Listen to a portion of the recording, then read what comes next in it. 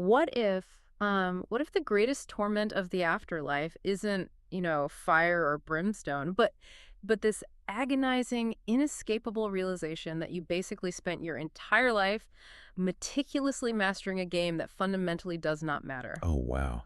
Yeah, that's a terrifying thought. Right. I mean, imagine arriving at the ultimate finish line completely exhausted from decades of clawing for promotions, defending your Yeah. reputation, um, curating the perfect aesthetic, accumulating wealth. All the stuff we do every day. Exactly. Only to discover that the currency of the realm you just entered is entirely different. Like you show up with a bank vault full of earthly applause and you're told that it's completely worthless. Are actually worse than worthless. Yeah, dead weight. Dead weight that is actively preventing you from experiencing joy. So today we are opening up an incredibly detailed, uncompromising map of that exact transition. Welcome back to another deep That's dive. a heavy one today. It really is. And to you listening, the relentless seeker of understanding, the person who doesn't shy away from these heavy existential questions, we are so glad you are here. Yeah, because we're looking at a text that essentially attempts to map the unmappable. The unmappable. I like that. Right, because our source material today is this compilation of extensive excerpts from a document titled divinemercy.pdf. And this is a collection of the intense, hyper-detailed, deeply personal diary entries of a 20th century mystic. Saint Faustina. Exactly, Saint Faustina. What makes this text so compelling, I mean, beyond its religious significance to millions, is its structural, almost architectural approach to the human soul. Yeah, it's very granular. It really is. It provides this schematic of human motivation, guilt, psychological habituation, and ultimately our purpose. Well, let's establish the parameters for our exploration today because I want to be clear. We are looking at this text as a profound psychological and spiritual landscape. Right. We're not theologians here. Exactly. We are not here to debate the theology of the 20th century Catholic Church, and we are certainly not here to mandate belief. I mean, whether you approach this as literal, documented revelation or, as a profound psychological metaphor generated by really intense internal life, the claims made here about human nature are just staggering. They completely upend how we normally think about things. They do. So the mission for our deep dive today is to impartially explore the sheer mechanics of this worldview. We want to understand the exact architecture of heaven as it's described in these visions. And purgatory, too. Right, the agonizing clarity and the specific regrets of the souls undergoing purification.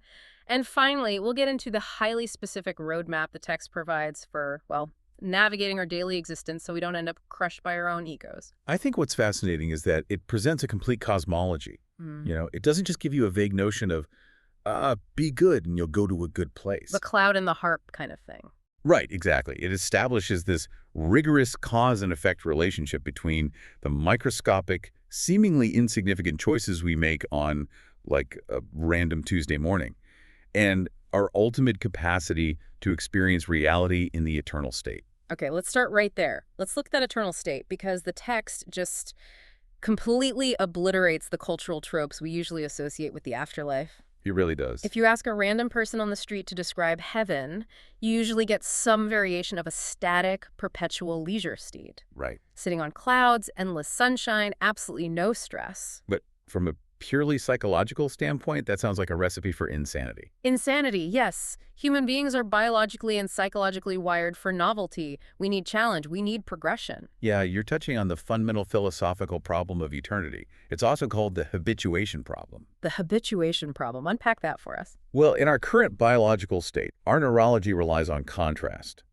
If you eat your absolute favorite meal every single day, the dopamine response eventually flattens out. Right. The first bite of pizza is amazing. The 100th bite, not so much. Exactly. The pleasure diminishes through habituation. So a state of static perfection, by our earthly understanding, inevitably degrades into eternal boredom. Which sounds awful. Right. But what is intellectually fascinating about Faustina's visions is that her description of heaven directly solves this psychological problem. How so? The heaven she describes is not static in the slightest. It is, and I love this phrasing, violently dynamic. Yes. The phrase she uses that completely caught my attention was that the souls are penetrated by his divinity and that they pass from brightness to brightness. Brightness to brightness. It implies a continuous, never-ending forward momentum.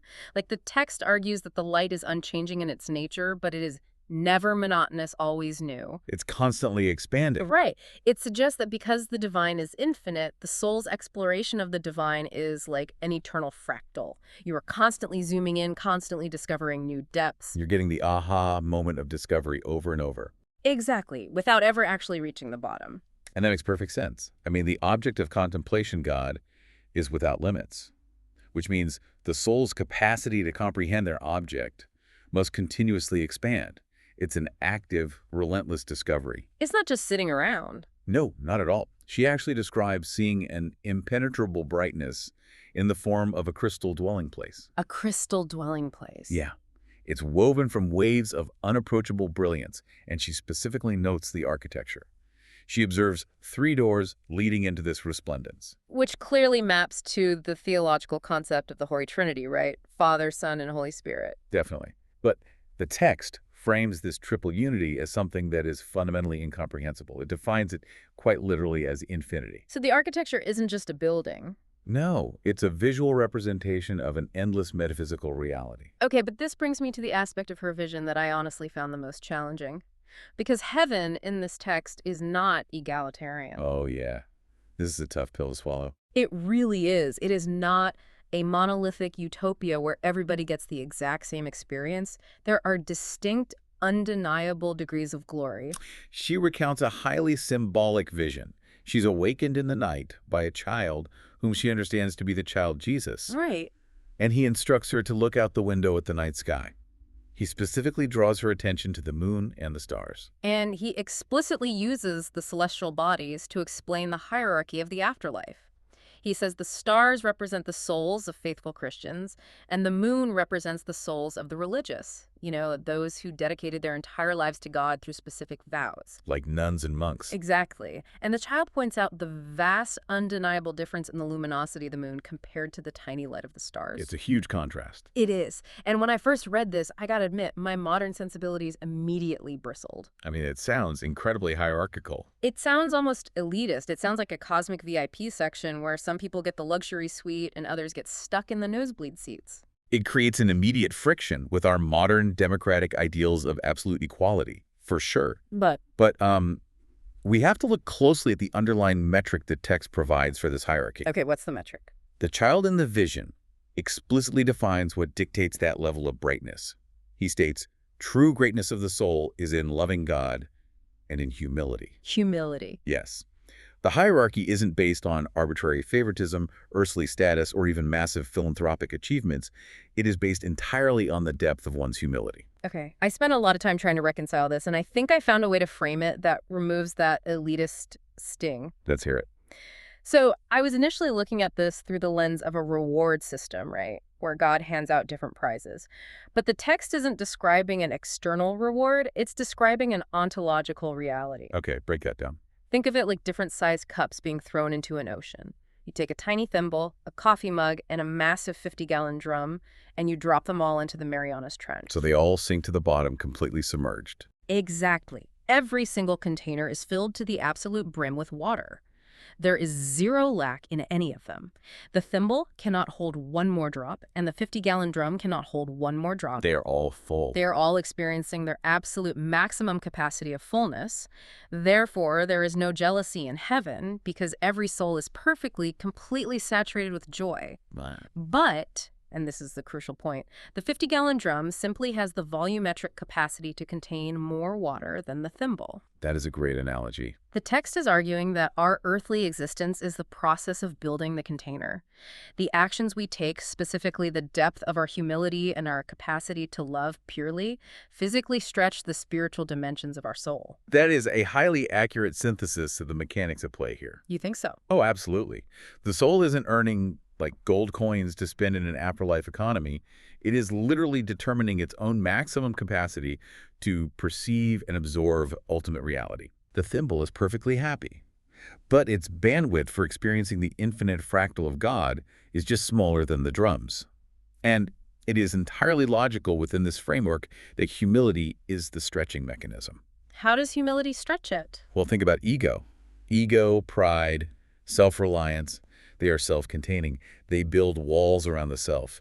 Humility is the act of emptying the self, tearing down those walls, and acknowledging dependency on the infinite, which inherently creates more space. So, to you listening right now, think about how radically this shifts the paradigm of human existence. Every interaction you have today isn't just a fleeting moment in time. It has eternal consequences. Exactly. It is a hammer striking the metal of your soul, either forging a larger container through a quiet act of patience, or shrinking the container through an act of vanity or pride. Which naturally leads us to the terrifying inverse of this mechanism. Oh boy, here we go. If humility expands the soul's capacity to receive the infinite light, what happens to the soul that spends 80 years obsessively building walls of ego? Just completely sealing itself off. Right? Sealing itself off, and then suddenly finds itself plunged into that impenetrable brightness. It wouldn't be able to handle it. Exactly. That transition from the material to the purely spiritual is where the text introduces its starkest, most urgent realities, the states of hell and purgatory. And the text does not flinch away from the concept of ultimate loss. Not at all. The mystic claims to have been led by an angel to the chasms of hell, and she provides this deeply clinical, terrifyingly specific list of 7 distinct tortures. It reads like an infernal psychological autopsy. It really does. Let's look at the mechanics of these tortures, because they aren't just random punishments. They seem to be the natural consequences of a soul's trajectory. Right. She lists the loss of God as the first torture, followed by perpetual remorse of conscience, and then the despair that the condition will never change. Those first 3 are critical because they're entirely internal and psychological. There's no fire mentioned yet. Exactly. The pain isn't primarily externalized violence. It is the agonizing clarity of permanent cognitive dissonance. Cognitive dissonance on a cosmic scale. Right. The soul was created for union with the infinite. That is its teleological purpose. To permanently sever oneself from that purpose through the finality of death creates this eternal phantom limb syndrome of the soul. Wow. Phantom limb syndrome of the soul. Yeah. The remorse is the endless looping realization that the separation was entirely self-inflicted. And then she details the customized nature of the suffering. She notes that souls are tortured in the very senses they used to sin. Which is the ultimate cosmic irony. It is, and it makes complete sense within the framework. If you utilized your intellect to manipulate and destroy others, your intellect becomes the epicenter of your fragmentation. If you use your speech to tear down reputations, your speech becomes the vehicle of your torment. Right. But the observation that honestly chilled me the most was her demographic note. Oh, about who was actually there. Yes. She wrote, "I noticed one thing, that most of the souls there are those who disbelieve that there is a hell." That is a profound commentary on the limits of intellectual denial. It really is. The text argues that the universe operates on objective spiritual laws, much like objective physical law. Like gravity. Exactly. If you intellectually deny the existence of gravity and step off a building, your disbelief does not suspend the law of gravity. You still hit the ground. You still hit the ground. The souls who disbelieved in hell spent their lives living as if their actions had no eternal consequence. And by doing that, they structured their souls in a way that was completely incompatible with the divine reality. So their disbelief was the very mechanism that sealed their trajectory. Right. The door of hell is locked from the inside, essentially. It is the final, tragic assertion of the ego demanding its own autonomy over union with God. But while hell is the absolute terminus of the map, the text spends far more time detailing the ultimate waiting room of regret. Purgatory. Purgatory. And this is where the psychological nuance of the text really shines. If hell is the state of definitive rejection, purgatory is the state of a soul that has ultimately chosen God, but arrives at the threshold covered in the mud of its own earthly attachments. They are fundamentally saved. Yes, but they are absolutely incapable of entering that crystal dwelling place in their current state. And the purification process is described as excruciating. Yeah, the mystic recounts a vision where her guardian angel escorts her to a misty place full of fire, populated by a great crowd of suffering souls. But what is conceptually brilliant here is how the text identifies the source of their agony. Right, because she asks them directly. She says, "What is your greatest suffering?" And they answer in one voice. A longing for God. The longing for God. They don't complain about the fire. They don't complain about physical pain. Their supreme torment is an unfulfilled, burning desire. That's all psychological. I want to spend some time on this because it's such a brilliant insight into human nature. Imagine being desperately, madly in love with someone, finally seeing them face to face, knowing you are meant to be with them forever, Good. but realizing you are covered in filth and entirely unworthy to embrace them. Oh. Right. The pain isn't inflicted by the lover. The pain is generated by your own acute awareness of your inadequacy in the presence of perfection. It is the ultimate agonizing delay. I mean, they have seen the reality of the divine, they know it is their destiny, and their will is entirely fixed upon it. But they're stuck. They are held back by the residue of the choices they made when they prioritized themselves over the divine will. And the text illustrates this vividly through the story of a deceased sister from the mystic's own convent. This is a wild story. It is. This soul appears to Faustina in a terrible condition. Her face is distorted, and she's surrounded by intense flames. And Faustina's immediate reaction is to redouble her prayers for this woman, right? Of course. But the mechanics of this spiritual economy are complex, because the next night, the sister comes back looking even worse. In more intense flames? Yes, with despair written all over her face. And Faustina is genuinely confused. She asks, "Haven't my prayers helped you? Haven't the prayers of the whole community helped you?" And the suffering soul admits that, no, they haven't helped her at all, though they did assist other souls. Which is fascinating. Why didn't they help her? Well, this specific interaction highlights the concept of inescapable justice within the text. Even though there is a communion of saints, this network where the living can assist the dead through intercession, the assistance cannot override a specific, personal debt to justice that a soul has incurred. So there are no shortcuts. Exactly. The text implies that this particular nun had committed infractions that required highly specific purification, one that could not simply be waved away by the prayers of others. But the system is not static. No, eventually after a period of time, the sister returns entirely transformed. The flames are gone. Her face is radiant, and she informs Faustina that the prayers eventually did profit her, and she's entering heaven. It's basically an accounting system of the soul. It really is. But I want to drill down into what specifically causes this debt. What exactly are these souls regretting as they undergo this purification? Like, what is the mud they are trying to burn off? Right. The text provides a really fascinating incident on All Souls' Day. Faustina visits the cemetery at dusk, asks the souls if they need help, and a voice replies, and I quote, "Do the will of God. We are happy in the measure that we have fulfilled God's will." That single sentence is the skeleton key to understanding purgatory in this theological framework. Happiness is mathematically proportionate to doing God's will. Exactly. Happiness in the afterlife is directly proportionate to how perfectly one align their own desires with God's desires while on earth.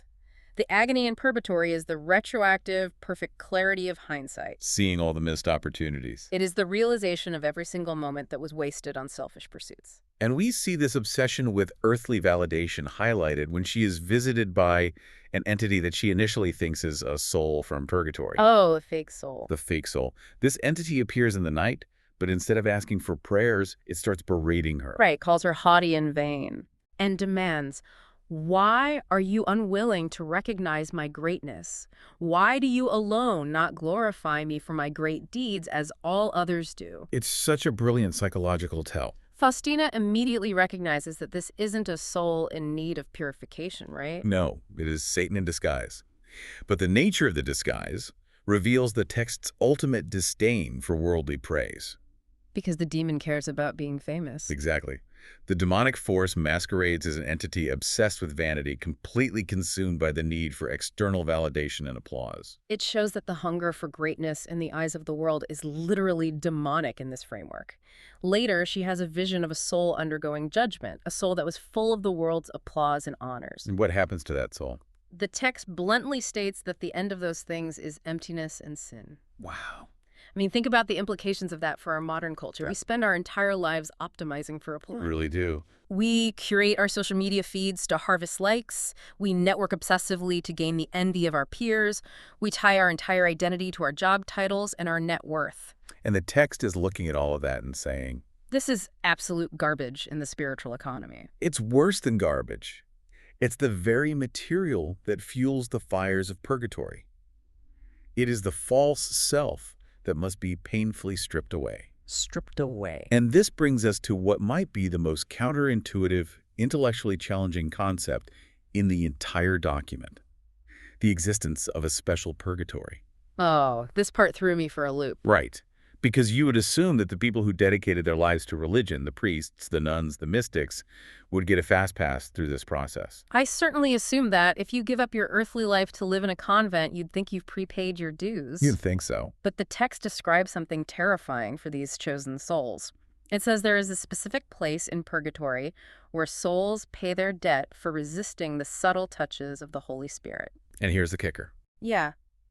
Because these seraphic souls had a much deeper, more profound knowledge of God while on earth, their purification is actually the most difficult and painful of all. The text explicitly states, in purgatory, the chosen soul is distinguished by greater pain because it knows God more profoundly and desires him more vehemently. Okay, I have to push back on this. Yeah. Because to a normal listener, this sounds like a massive disincentive. It sounds like a trap. Exactly. If I'm a listener applying this to my life, why on earth would I pursue a deeper spiritual life? Why would I try to become a seraphic soul if the reward for minor infractions is an exponentially more painful purgatory? Isn't ignorance bliss here? Yeah. If I keep my spiritual awareness low, my punishment is lighter. That is a very rational objection based on a punitive model of justice. Like God is just a judge handing out sentences. Right. But if we view it through the psychological lens of the text, it's not about God handing down an arbitrarily harsher sentence to his favorites. It's about the curse of knowledge and the mechanics of cognitive dissonance. It's the curse of knowledge. To whom much is given, much is expected. If you have only a dim, rudimentary understanding of God, and you choose a selfish action, the fracture in your soul is relatively small. Because you didn't fully understand what you were rejecting. Exactly. But if you have been granted high-resolution spiritual sight, if you have felt the profound presence of the divine and understand its nature deeply, and you still choose to turn away for a petty, momentary ego boost, The internal fracture is massive. an internal psychological fracture is massive. I see. It's like the difference between accidentally stepping on a painting in the dark versus turning on all the floodlights, staring directly at a priceless masterpiece, and deliberately slashing it with a knife. That is a perfect analogy. The action is the same, but the internal malice and the subsequent regret are infinitely deeper because of the clarity of the light. So the special purgatory isn't an angry God punishing a nun. No, It's the nun's own profound, vehemently expanded capacity for God turning into a sharper agony when she realizes she willfully ignored the subtle inspiration she was given. precisely. The pain scales with the awareness. So if we synthesize all of this, the agony of the longing, the worthlessness of earthly applause, the terrible cost of resisting the subtle inspirations of conscience, we have to ask the ultimate practical question. Which is? If we could somehow interview these souls in purgatory and ask them, if you could be dropped back into your physical body on earth right now, today, what exactly would you do differently?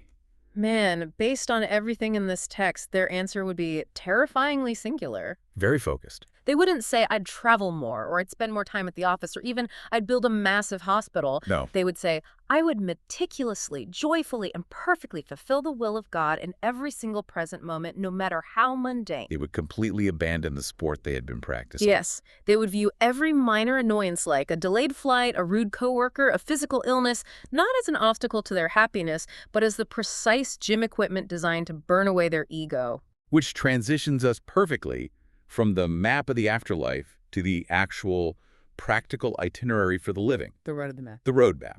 The text doesn't just show us the destination and the waiting room. It provides a highly structured methodology for living. If the goal is to avoid the agonizing detox of purgatory. Right. If you want to skip that, the text outlines a specific roadmap, starting with a framework called the 3 degrees of accomplishing God's will.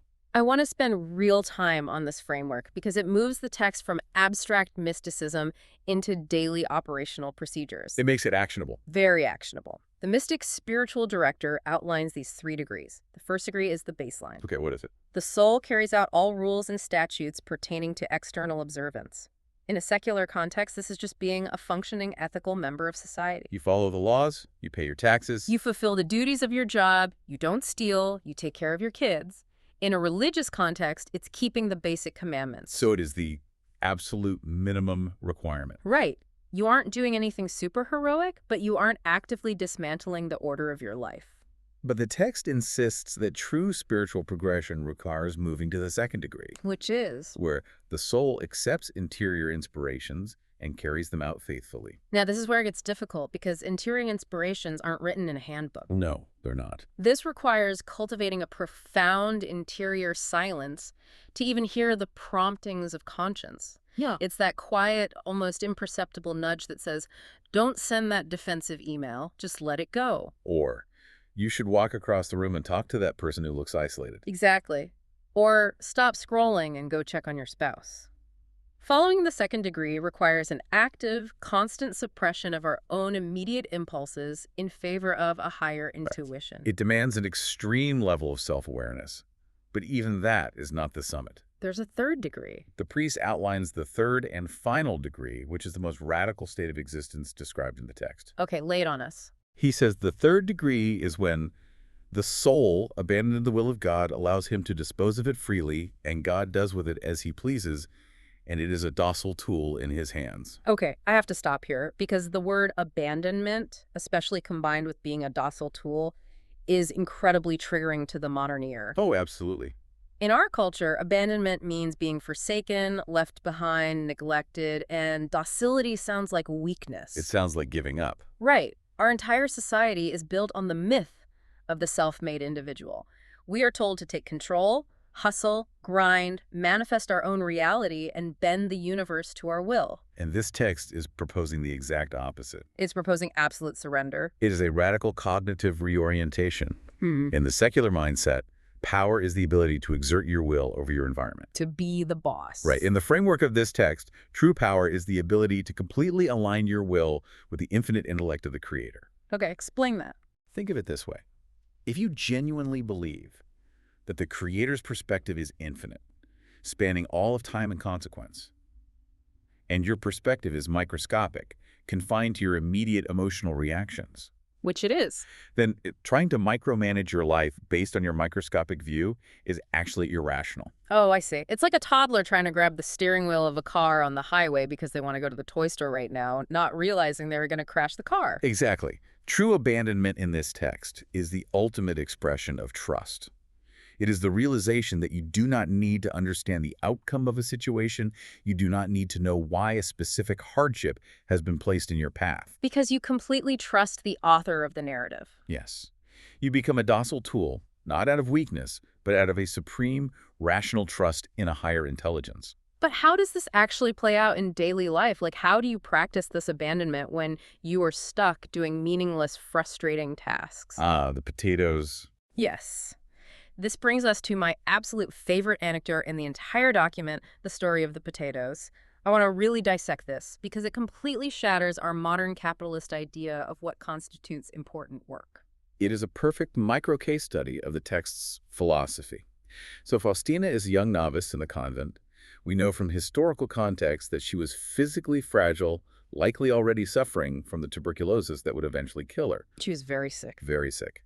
She is assigned to work in the kitchen, and her specific duty is to drain the massive cast iron pots of boiling potatoes. Which is back-breaking labor. I mean, she writes that she is so weak, she sometimes spills half the potatoes into the sink with the boiling water. And she dreads the task.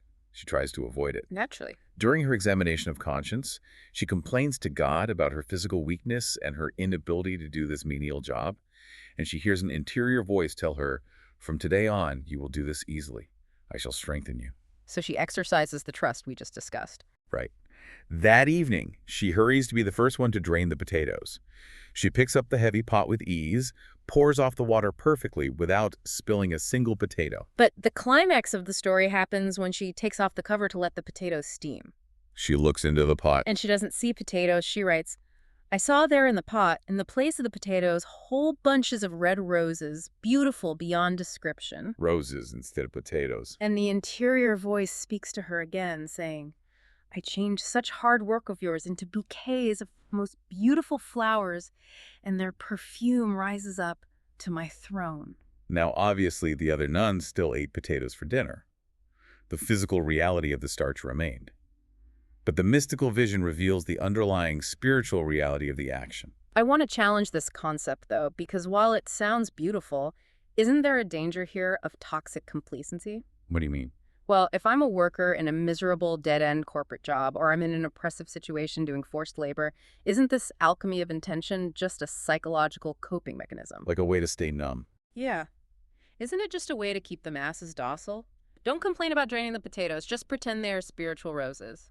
Does this framework discourage people from trying to improve their material conditions? That is the classic Marxist critique of religion, right there.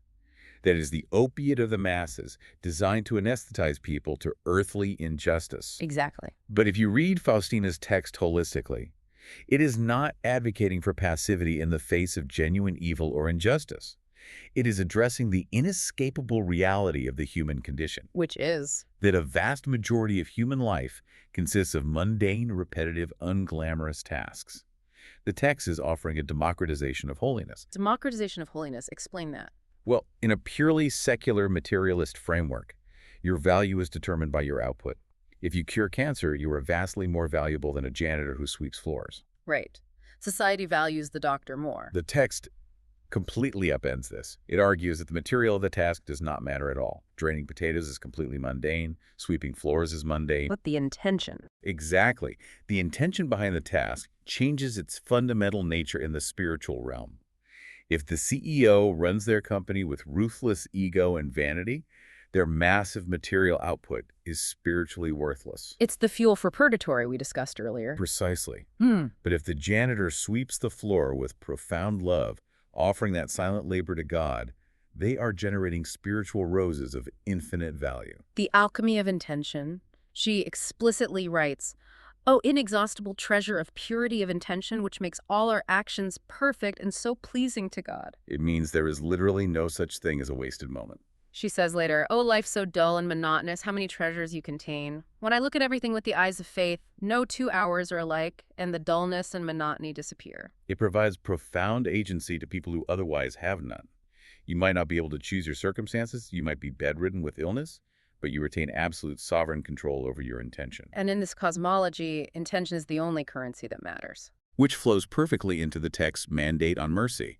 The text doesn't just want you to suffer quietly. It mandates active, daily participation in the divine nature. Right. She is instructed that she must perform at least one act of mercy a day. But she panics, because she is a cloistered nun with zero material wealth. How can she be merciful if she has no money to give to the poor? So the Lord gives her 3 specific avenues: action, word, and prayer. Spiritual mercy requires neither permission nor storehouses. That is intensely practical. Very. If you lack the physical means or the physical health to perform a deed of mercy like feeding the hungry or visiting the sick, you default to the second avenue, the merciful word. And a merciful word isn't just saying something nice. The text specifically frames it around forgiveness. Forgiving someone who has wronged you. Comforting someone who is despised, refusing to participate in gossip. That is an active exertion of spiritual mercy. And if you are so isolated or so physically incapacitated that you cannot even speak, use the third avenue, prayer. But the text frames prayer not as passive wishing, but as a potent kinetic force that genuinely alters reality and assists souls in need. Absolutely. But we cannot discuss this roadmap without addressing the most difficult, most confronting aspect of her worldview, the role of suffering. Oh, yeah. The text is saturated with it. It is. Suffering is not framed as a random tragedy, a glitch in the system, or a meaningless accident. It is framed as a profound, almost highly sought-after currency. She writes things that are deeply jarring to read. Suffering is a great grace. Through suffering, the soul becomes like the Savior. In suffering, love becomes crystallized. The greater the suffering, the purer the love. That's intense. There is an entry where she discusses a sick sister in the convent infirmary. She claims that a soul who suffers with submission to God draws down more blessings on a convent than all the working sisters combined. She even says, "Poor indeed is a convent where there are no sick sisters." From a modern psychological perspective, this immediately raises red flags. Massive red flags. Sounds like blatant masochism. Please hurt me so I can be holy. It sounds like she is romanticizing pain. which can lead to incredibly destructive psychological behaviors, where people seek out abuse because they think it makes them spiritually superior. Right. How do we read this without descending into morbidity? We have to look at the mechanics of what she is actually doing with the suffering. Mm-hmm. She is not advocating for seeking unnecessary pain for the thrill of the pain itself. Okay. She is addressing the unavoidable problem of evil and suffering in the world. Every single human being, regardless of wealth or status, will experience physical decay, emotional betrayal, and eventually death. We all suffer. The default human reaction to suffering is to fight it, to become bitter, resentful, and ultimately despairing. The text proposes a radical alternative: spiritual judo. Spiritual judo, using the weight of the opponent against them. Precisely. Instead of being crushed by the weight of unavoidable suffering, the soul embraces it and weaponizes it through love. Weaponizing suffering. The text introduces the concept of the sacrificial host. Faustina willingly absorbs the blows of life, the misunderstandings of her superiors, the physical agony of her failing lungs, the profound spiritual dark nights where she feels abandoned by God. And she offers that agony for the salvation of others. She takes the meaningless void of pain and injects it with supreme purpose. Yes, she is essentially saying, I cannot escape this tuberculosis, but I refuse to let it be meaningless. I am taking this physical agony, uniting it with the divine will, and offering it as a metaphysical payment to rescue a dying sinner who is on the brink of hell. It completely inverts the worldly value system. In the secular world, suffering diminishes you. It makes you a victim. In this text, suffering, when combined with absolute submission and pure intention, makes you a spiritual powerhouse. It gives you incredible leverage in the divine economy. It gives ultimate dignity to the dying, to the chronically ill, to the marginalized. They are not useless burdens on society. In this framework, they are the very engines holding the spiritual universe together. That's a beautiful way to put it. But let's be honest with ourselves and our listeners. This roadmap, living constantly in the third degree of abandonment, maintaining pure intention in every mundane task, exercising daily mercy, and joyfully weaponizing our suffering. It's an astronomically high bar. It demands a level of perfection that is terrifying. I look at my own life and I can barely make it through breakfast without failing at least 3 of those things. Join the club. I get angry in traffic, I complain about my workload, I harbor petty grudges, I avoid suffering at all costs. If this roadmap is the only way to avoid the agonizing fires of purgatory, or worse, the permanent despair of hell, it feels like an impossible game. And the author of the text knows this, which is exactly why the entire document, all hundreds of pages of visions and theological treatises, ultimately revolves around one massive, overriding contingency plan. The safety net. It is the title of the document itself, Divine Mercy. This brings us to the final, most crucial section of our deep dive. If the roadmap outlines the demands of perfect justice, the concept of mercy provides the incomprehensible pardon. The text insists, over and over again, that God is not a wrathful dictator looking for a technicality to damn people. He is portrayed as a desperately tender parent, begging a stubborn runaway child to just drop the baggage and accept a free gift. The contrast between justice and mercy in the text is stark. There's a chilling quote where God says, "Before I come as a just judge, I first open wide the door of my mercy." He who refuses to pass through the door of my mercy must pass through the door of my justice. That is the ultimate ultimatum. Justice is getting exactly what you deserve based on the rigorous roadmap we just discussed. And based on that roadmap, we all deserve the detox. Yeah, we do. Mercy is getting a complete unmerited pardon despite deserving the detox. But how does a soul actually access this pardon? The text is highly specific. It doesn't say you earn it by trying really hard. It specifies one and only one vessel to draw this grace. The graces of my mercy are drawn by means of one vessel only, and that is trust. Trust. The text goes so far as to say that distrust is the sin that wounds God the most. Why distrust? Why is that worse than murder or theft in this framework? Think about it psychologically within the context of an intimate relationship. If you love someone profoundly, and you have sacrificed everything to provide for them, and you have promised to always forgive them, Okay. if they commit a terrible mistake, the mistake itself hurts. But if they run away from you, assuming you are going to beat them, assuming your promises of love were lies, assuming you are a monster, that assumption destroys the relationship itself. Wow. Distrust is a fundamental rejection of the Creator's inherent goodness. It is an insult to the divine nature. Which leads to the most shocking claim in the entire text. It says that the greatest sinners actually have priority to this compassionate heart. The greater the sinner, the greater his right to God's mercy. That completely flips the merit-based system on its head. It means the person who has made the absolute biggest mess of their life, the person with the most regret and the most baggage, is the one closest to the front of the line. But there is a mechanism required to activate it. Yeah. You have to actually bring the mess to the light. Right. The text refers to this process as the tribunal of mercy, which is its term for the sacrament of reconciliation or confession. And the imagery she uses to describe what happens in this tribunal is incredibly intense. She says that even if a soul looked like a decaying corpse, where from a human standpoint, all hope of restoration is completely lost and the soul is spiritually dead. A miracle takes place in that tribunal. The soul is restored completely and instantaneously. However, the text is not describing magic. There are strict, non-negotiable, psychological and spiritual conditions for this tribunal to be effective. The mystic's spiritual director outlines 3 absolute requirements for a soul to benefit: sincerity, humility, and obedience. Let's unpack those because they prevent the system from being abused. Sincerity means complete transparency. You cannot hide your faults, minimize them, or make excuses. The text warns that an insincere, secretive soul risks great dangers. Humility is the willingness to probe the absolute depths of your own misery without putting on a mask or defending your ego. And obedience is the active component. If you go through the motions, say all the right words, but refuse to change your life or follow the guidance given to you, the whole thing is nullified. The text bluntly says, a disobedient soul will win no victory even if the Lord Jesus himself, in person, were to hear its confession. It's serious. But this brings up a massive philosophical problem. I know human nature because I know myself.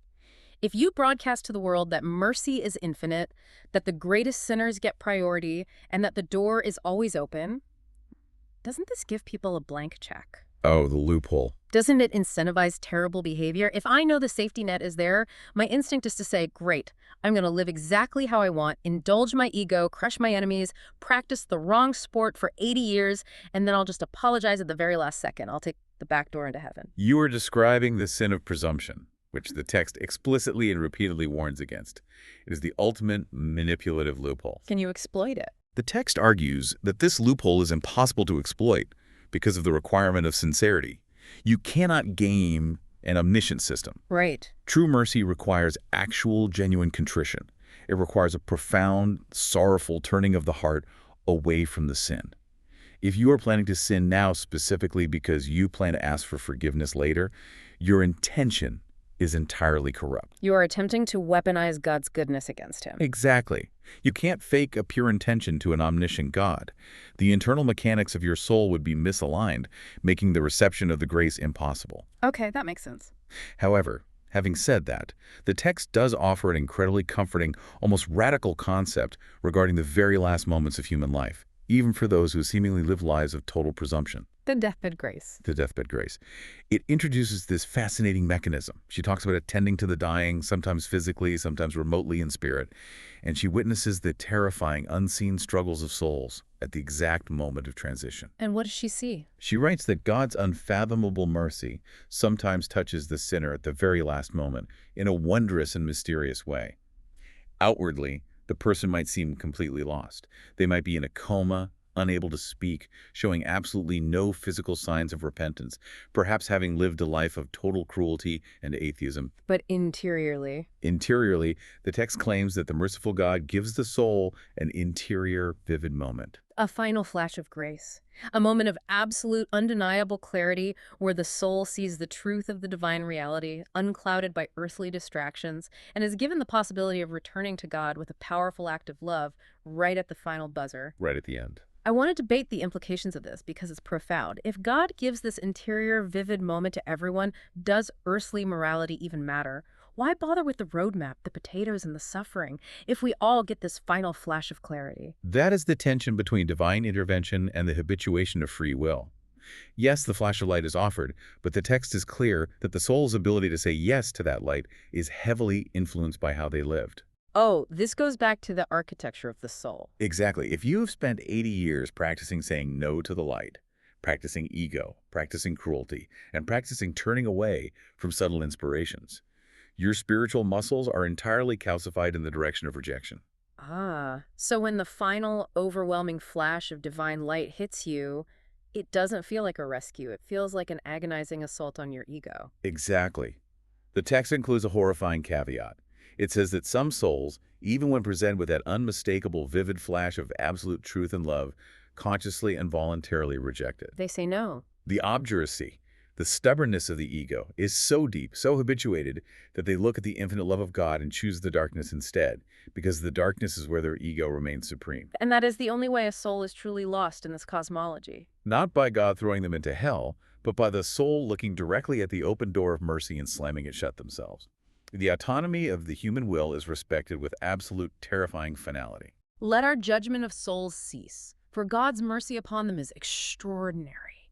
We literally cannot know what happens in that final, interior, vivid moment between a soul and its creator. We really can't. Well, we have covered an immense amount of ground today, diving deep into the mechanics of this spiritual map. We started by completely reframing heaven, not as a boring static cloud, but as a violently dynamic, infinite expansion of the soul, where our capacity for joy is determined by the depth of our humility on earth. We then explored the agonizing clarity of purgatory, analyzing the psychological torment of longing and the devastating realization that a life spent chasing earthly applause and ignoring the subtle inspirations of conscience results in a profound, painful detox of the ego. We unpacked the intensely practical roadmap for the living, the radical concept of total abandonment to the divine will, the realization that we can transform the most frustrating, mundane tasks of our day into spiritual roses through the alchemy of pure intention. And the incredibly challenging call to weaponize our inevitable suffering for the salvation of others. And finally, we examined the overarching safety net of divine mercy.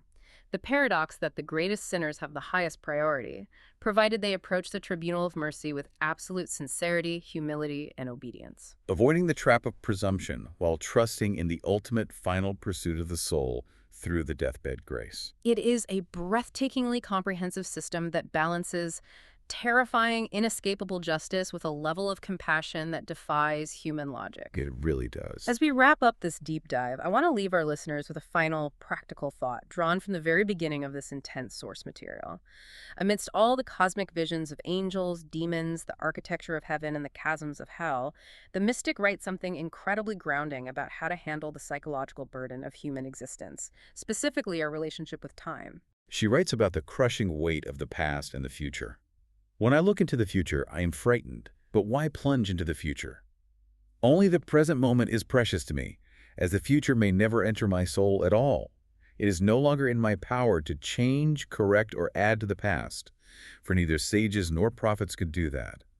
And so, what the past has embraced, I must entrust to God. O present moment, you belong to me, whole and entire. She concludes the thought by saying, and so, trusting in your mercy, I walk through life like a little child. I walk through life like a little child.